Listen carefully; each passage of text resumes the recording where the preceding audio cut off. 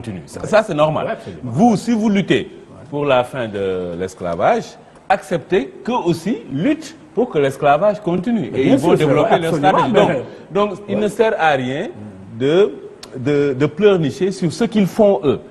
Il faut juste se focaliser sur vous, ce que vous avez fait qui ne marche pas, et ce que vous devez faire pour que ça marche.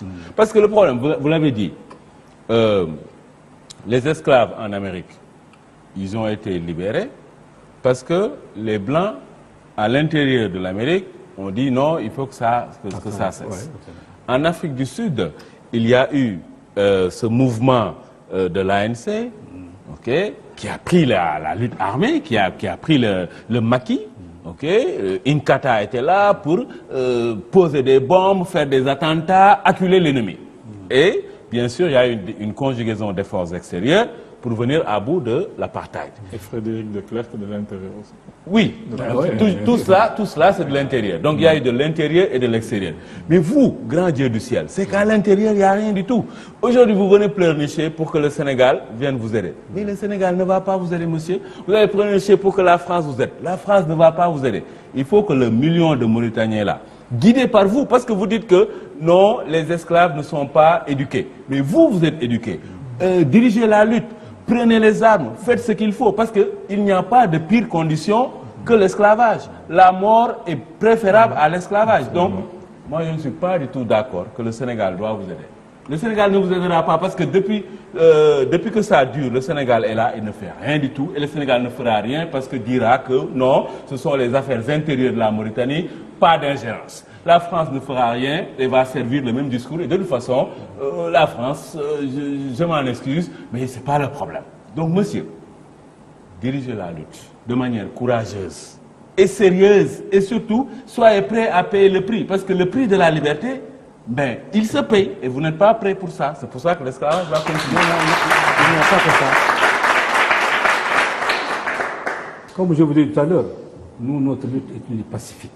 Mais ça ne passe pas, monsieur. Je suis désolé. Laissez-moi terminer. Pacifique. Laissez-moi terminer. Notre lutte est une lutte pacifique. Non, nous ça c'est la poltronnerie de dire non, laissez-moi terminer. Laissez-moi terminer.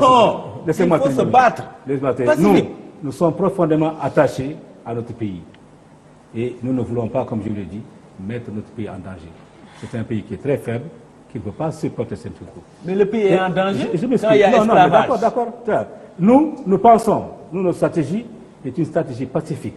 Comme je vous l'ai dit, nous voulons faire des omelettes sans casser les œufs. Vous perdez votre temps. En même temps, ce qui ne peut pas être... vous perdez votre temps. Moi, j'ai jamais vu d'omelette. Mais c'est ça, j'ai jamais vu d'omelette. C'est la poltronnerie. Des omelettes qui ont été faites sans casser. S'il te plaît, je vous laisse-moi terminer. Il faudra nous donner votre Je vais terminer. Laisse-moi terminer. Nous ne sommes pas là pour que... Parce que vous avez parlé pour mettre, il y a eu combien de millions de morts? Mais des morts et des morts. Non. Il n'y a pas eu. Nous voulons. Pour la stratégie, notre stratégie, écoutez-moi. Notre stratégie, c'est de faire des omelettes sans casser les œufs. Ce qui est impossible, ça veut dire que nous voulons libérer ces esclaves, avec l'aide d'ailleurs de tout le monde. Parce que mais je vous dis que même ici, toi, vous me parlez du Sénégal, mais l'esclavage du Sénégal n'a pas été aboli par le combat ici des gens. Qui a aboli ça? C'est Victor Schœlcher. Qui l'a aboli en 1848. Il ne l'a pas aboli seulement au Sénégal, il l'a aboli pour toute l'Afrique. Oui. Alors, est-ce que cela a mis fin à l'esclavage? Non, cela n'avait pas mis fin à l'esclavage. Dans le Fouta, il y avait toujours l'esclavage. En tout cas, laisse-moi te répondre. Je veux te dire que ce n'est pas le combat intérieur qui a libéré les esclaves au Sénégal.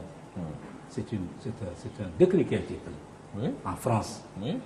Ce qui n'est plus possible. C'est Victor Churchill qui a pris en 1848. Mais ce n'est plus possible maintenant. Je ne suis pas tellement d'accord avec cette personne. Je m'excuse. C'est pas la même chose. Non, je termine, s'il te plaît. Parce que l'esclavage au Sénégal... Ce que je vais vous expliquer, c'est qu'avec la pression internationale, on peut faire beaucoup de choses. On n'a pas besoin de... Nous, quand tu vois maintenant, quand vous voyez la situation de ces pays-là, comme la Libye, comme la Syrie, l'état dans lequel ils ont mis leur pays, mais ça, c'est inacceptable. Donc vous préférez l'esclavage? Non, nous ne préférons pas. Nous voulons libérer les esclaves en Mauritanie, mais en conservant la Mauritanie intacte. Bon, il faut conserver la Mauritanie, on est d'accord. Mais monsieur Val, avec la lâcheté, on ne peut aller nulle part. Aujourd'hui, les esclaves mauritaniens, ce qu'ils veulent, c'est soit être des esclaves, continuer le statu quo, comme le veulent les maîtres blancs, ou alors ils veulent être libérés. Mais pour être libéré, il faut payer le prix. Non, mais vous n'êtes pas prêt. C'est-à-dire qu'aujourd'hui, les esclaves mauritaniens... C'est ça le prix, moi je suis là en train de parler avec vous.